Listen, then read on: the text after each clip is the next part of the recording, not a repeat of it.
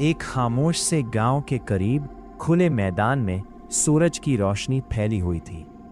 हरी घास पर एक खूबसूरत ज़ीब्रा इत्मीनान से चल रहा था। वो बार बार सर उठाकर इर्द गिर्द देखता और फिर सुकून से घास खाने लगता। इसी मैदान के एक कोने में एक लंबा और ताकतवर जिराफ आहिस्ता आहिस्ता चल रहा था। उसकी लंबी गर्दन फजा में लहरा रही थी। अचानक जिराफ ज़ीब्रा के बहुत करीब आ गया। ज़ीब्रा को ये बात अच्छी ना लगी क्योंकि वो जगह उसकी पसंदीदा थी।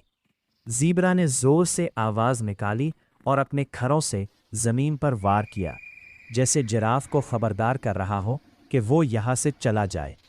जिराफ ने ज़ीब्रा की तरफ देखा और अपनी लंबी गर्दन हिलाकर चैलेंज दिया। अब दोनों जानवर आमने सामने खड़े थे। मैदान में खामोशी छा गई और सिर्फ उनके खरों की आवाज़ सुनाई दे रही थी। ज़ीब्रा अचानक तेज़ी से आगे बढ़ा और जिराफ पर हमला करने की कोशिश की। उसकी रफ्तार बहुत तेज़ थी, मगर जिराफ भी कमज़ोर नहीं था। जिराफ ने अपनी मजबूत और लंबी टांगों से ज़ीब्रा को रोक लिया और ज़ोर से ज़मीन पर पाँव मारा।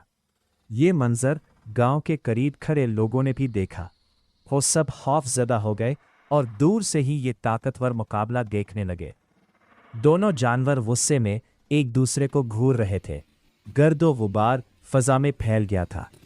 कुछ देर तक ये मुकाबला चलता रहा, मगर फिर दोनों थकने लगे। ज़ीब्रा ने पीछे हटकर सांस ली और जिराफ ने भी अपनी गर्दन सीधी करके सुकून का इजहार किया। दोनों को एहसास हो गया कि ये लड़ाई बेफ़ायदा है। आखिरकार ज़ीब्रा एक तरफ मुड़कर मैदान के दूसरे हिस्से में चला गया और जिराफ भी आहिस्ता आहिस्ता दूसरी सिमत रवाना हो गया।